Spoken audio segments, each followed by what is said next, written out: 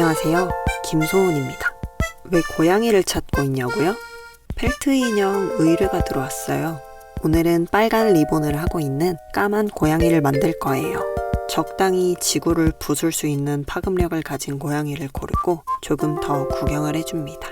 이제 도안을 만들어 줄 건데요. 미리 스케치해둔 도안을 불러와서 일러스트레이터로 깔끔하게 만들어 줄 겁니다. 귀찮으시면 안 해도 되긴 해요. 혹시 펠트 인형에 관심은 많은데 방법의 큰 틀을 몰라서 만들지 못하는 분들을 위해 간단하게 설명하는 영상이 될 것 같습니다. 저는 일러레를 전부 야매로 배워서 일러레를 잘하시는 분이라면 도안을 더 빠르고 쉽게 만드실 수 있을 거예요. 배경 투명화를 깜빡했네요. 어쩐지 잘 안 보이더라. 도안을 만들려면 생각하는 모든 것들을 전부 따로따로 만들어줘야 해요. 한 번에 할 수도 있긴 한데 디테일이 떨어지고 따로따로 한 쪽이 좀 더 귀여워요. 저는 도안집을 만들어서 거기에 오려둔 도안을 전부 보관해두고 있어요. 그래서 만들 때는 필요 없지만 색칠도 해줍니다. 리본은 통통하게 입체적으로 만들고 싶어서 머릿속에 있는 제작법을 토대로 전개도를 만들어줬어요. 저렇게 해야 예쁜데 바느질을 덜 하거든요. 이름까지 넣어주면 도안 완성입니다. 도안을 잘라봅시다. 펠트 인형을 만들 때 하는 가위질에는 기준이 필요합니다. 선의 밖으로 자를 거냐 안으로 자를 거냐 하는 건데요. 만약 왼쪽 귀를 선 안쪽으로 오른쪽 귀를 선 바깥쪽으로 자르면 오른쪽 귀가 더 밝은 고양이가 되겠죠. 오른쪽 귀가 더 크니까요. 저는 도안은 선의 밖으로, 펠트는 선의 안으로 잘라주고 있어요. 뭔가 귀가 이상한데. 앞으로는 도안에 왼쪽, 오른쪽을 써둬야겠네요. 이건 비밀인데 완성본의 귀도 반대로 달았어요. 눈같이 정확한 위치가 필요한 경우에는 속을 잘라내서 틀을 만들어줍니다. 그래야 도안대로 정확한 위치를 잡아줄 수 있어요. 물론 눈대중으로 대충 해도 됩니다. 도안을 다 오렸습니다. 소중히 보관해주세요. 이제 펠트에 도안을 옮겨줄 시간입니다. 이번 인형은 4가지 색이 필요해요. 펠트가 비싼 편은 아니지만 배보다 배송비가 더 비싸기 때문에 최대한 아껴 써줍니다. 전 한 푼 한 푼이 소중한 사람이니까요. 저는 모든 인형을 만드는 과정 중에서 이 과정이 가장 싫습니다. 하지만 이 과정을 반드시 해야만 제가 좋아하는 바느질을 할 수가 있어요. 인생도 비슷한 것 같아요. 하기 싫은 걸 해야 좋아하는 걸 할 수 있으니까요. 출근을 해야 돈을 쓸 수 있고 공부를 해야 시험 성적이 나오는 것처럼요. 이걸 안다고 제가 인생을 잘 살고 있는 것 같지는 않지만요. 수성펜이 보이는 색 펠트에는 수성펜을 써주는 게 좋습니다. 흰색 젤리롤펜은 지워지지 않으니까요. 만약 흰색 젤리롤펜으로 그리셨다면 안 보이게 숨기거나 최대한 잘라내주시면 됩니다. 열심히 하기 싫은 일을 했으면 이제 또 재밌는 가위질 시간입니다. 아까 말했던 것처럼 그려놓은 선 안쪽으로 잘라서 그린 선이 최대한 잘려나가게 해줍니다. 앞뒷면이 있는 도안들은 겹쳐보고 차이가 있는 부분을 잘라서 오차를 줄여줘요. 차이가 나면 나중에 바느질 하다가 화가 나니까요. 바느질은 인내심을 자주 시험하는데요. 그걸 이겨내고 완성했을 때 도파민이 엄청납니다. 자르다 말고 합체해보는 건 제 소박한 동기부여입니다. 벌써 귀엽다. 이런 코딱지만한 아이들은 자르는데 집중력이 필요합니다. 내가 언젠간 아크릴 물감 산다.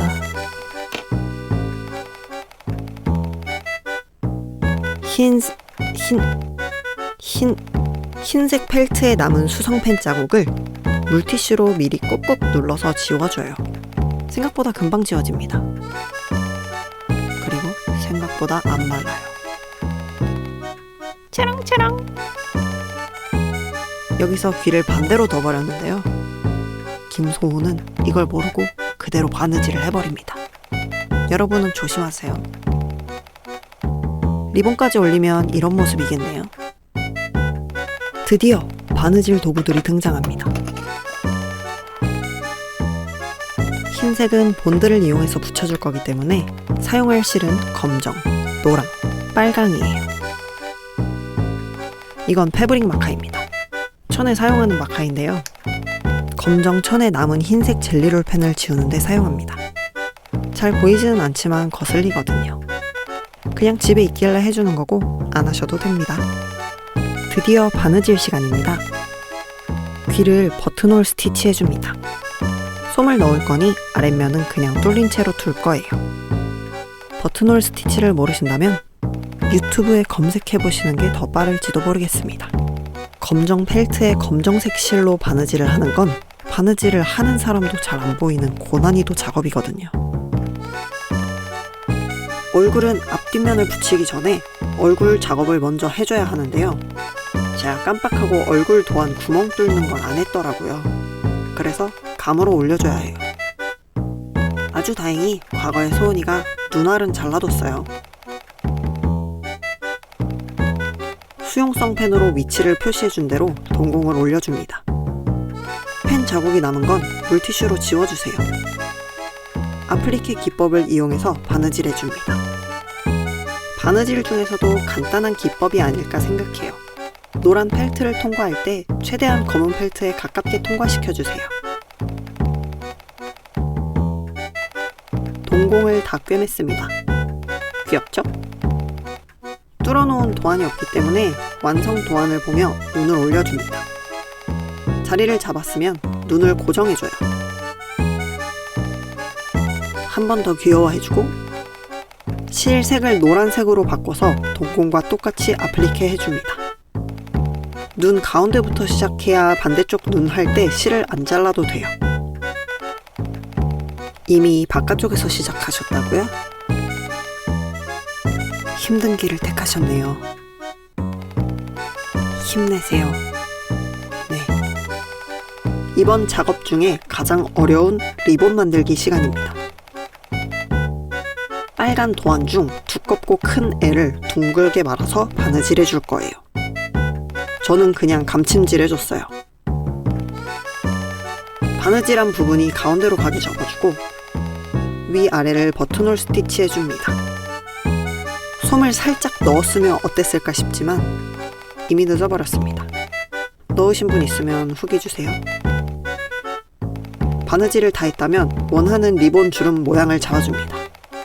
가운데와 위아래를 접어줬어요. 그리고 그 모양 그대로 가운데를 꿰매줄 거예요. 이거 안 하면 제멋대로 움직이는 펠트 때문에 진짜 못생긴 리본이 될 거예요. 어차피 다 가리니까 주름만 마음에 든다면 대충 꿰매도 됩니다.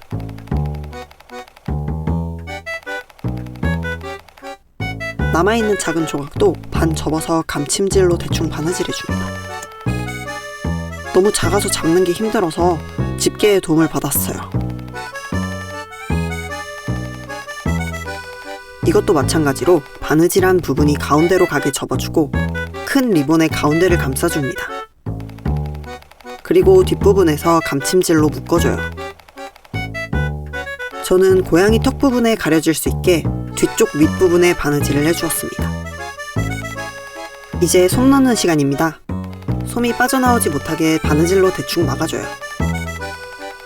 귀에 솜을 다 넣었으면 마무리 단계입니다. 진짜 아무리 생각해도 도안 자르고 그리고 펠트 자르는 시간이 더 긴 것 같아요. 도안을 바탕으로 귀 위치를 잡아주고 저처럼 왼쪽 오른쪽을 틀리지 않게 신경 써줍니다. 저는 방향치라 어쩔 수 없어요. 귀 위치도 확실하게 잡아두지 않으면 전부 풀었다가 다시 해야 될지도 몰라요. 제가 그랬거든요. 바느질 잘하는 것 같죠? 편집의 힘이랍니다.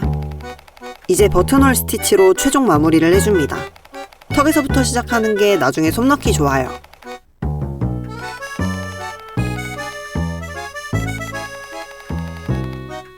귀는 끼워받기를 해줍니다. 키링을 원하는 친구를 위해 미리 오려둔 펠트 조각을 같이 끼워 박아줬어요. 끼워 박기가 뭐냐고요? 이건 말로 설명하는 것보다 직접 보는 게 빨라서 더보기에 도움이 될 링크를 남겨드릴게요. 전부 꿰매지 않고 적당히 남겨줄 건데요. 구멍을 작게 내서 솜을 넣어줍니다. 실은 자르지 않고 그냥 넣으시면 돼요. 다시 연결하는 거 귀찮으니까요. 구멍은 턱 부분에 내서 나중에 리본으로 가려질 수 있게 했습니다.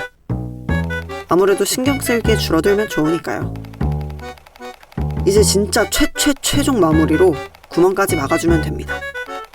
맹한 눈에 통통한 고양이가 완성되었습니다.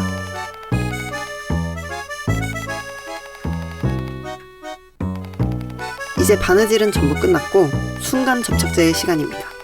저번에 사둔 순간 접착제는 잘 보관해서 뚜껑이 잘 열려요. 리본에 직접 바르면 뒤에서 보이는 부분까지 발리기 때문에 고양이 턱에 발라줍니다. 눈을 초롱초롱하게 만들어줄 안광도 붙여줘요. 붙이자마자 귀여워. 사실 당연합니다. 완성이니까요. 찾아두었던 사진처럼 살짝 올려다보는 고양이가 되고 싶었지만 정면을 보는 고양이가 완성되었습니다. 바느질의 세계는 어렵기만 하네요. 배운 적이 없으니 당연합니다. 저도 유튜브 보고 따라했듯이 여러분도 하실 수 있을 거예요. 김소원이었습니다. 감사합니다.